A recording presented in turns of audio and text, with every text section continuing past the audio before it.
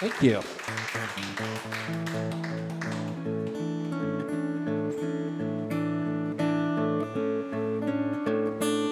I told a long version.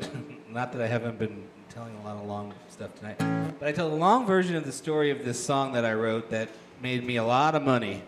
The only song that ever made any money for me personally.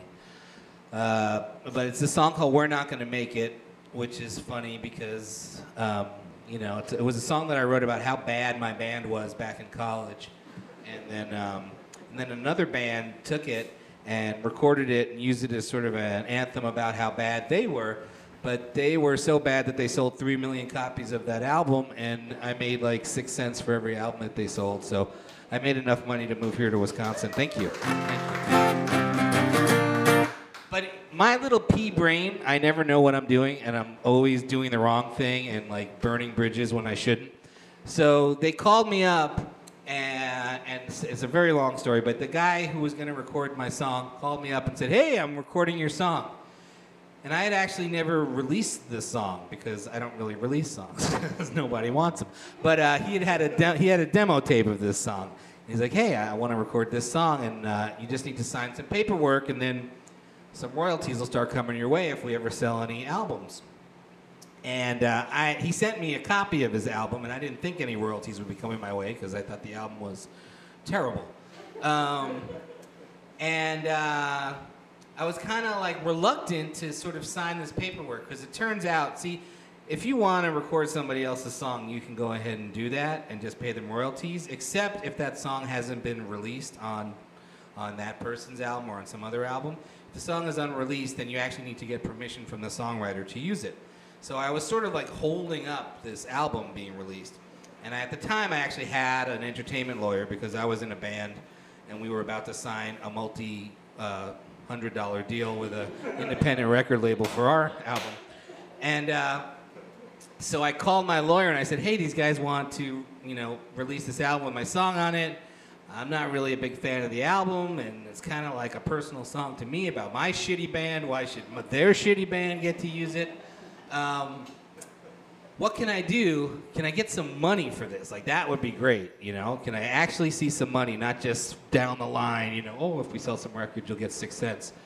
And he said, yeah, well, let me talk to them, and I'll handle the negotiations. I said, "Well, I don't want to do it unless I can get like $5,000 because I thought, I'll get a new TV and I'll whatever, get the dog a manicure."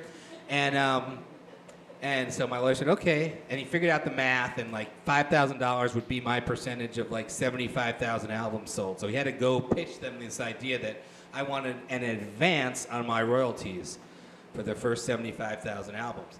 So he went ahead and did that, and this was all my idea. Like he was like, "You should just sign the fucking thing and whatever." But I was like, no, I want to see some cash because I'm never going to see any money, otherwise. So anyway, then I got a call from this guy who was the lead singer of the band who had my demo tape, and he's like, "What's going on? Riser, what are you doing?" And I was like, "I don't know, what am I doing?" "Well, your lawyer, he's screwing up our whole thing. Like, we got this album, and he's asking for money in advance. That's not how it's done, and we're not gonna, we're just gonna take your song off the album. It's gonna cost us like 3 weeks, and like, because the album's already been pressed." And I was like, "Listen, I don't know anything about it. I mean, that's my lawyer." I said, "Do you have a lawyer?" He goes, "Yeah." I said, "Do you listen to what your lawyer says?" "Oh, yeah." I said, "Well, it sounds crazy to me, too. I mean, what do I need money? But if my lawyer's telling me to do it."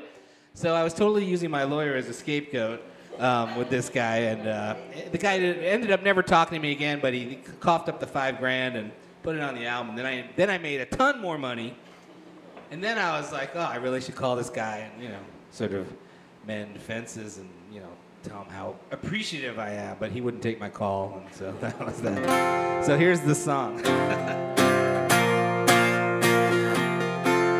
We're not gonna make it.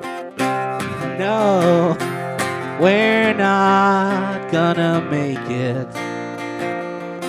'Cause there's a million other bands with a million better songs.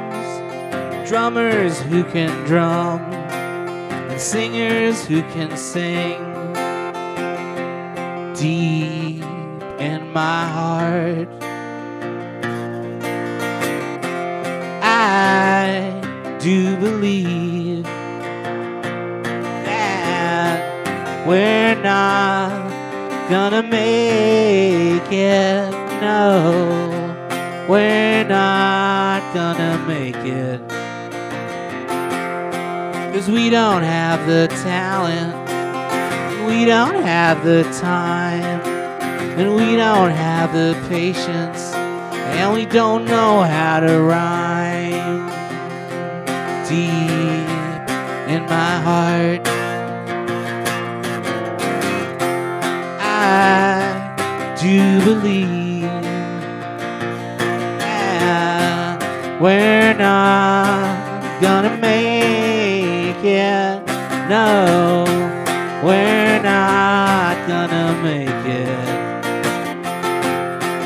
No, no, no, no, no, no, no, no, no, no, no, no, no, we're not gonna make it.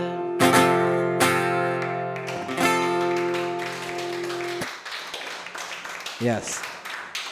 And I told this part before, but the thing is, my dad has occasionally weighed in on my songwriting and my lyrics. And when he first heard me write that song, I think I was like 18, and he said, "Oh, it's a really catchy melody, but you should change the lyrics because nobody's going to want to hear about, you know, not making it. You should change it to making it." And then, you know, later on when it made a lot of money and I waved like a $30,000 royalty check in his face, I was like, I'm glad I didn't take your advice on that particular matter, my dear father.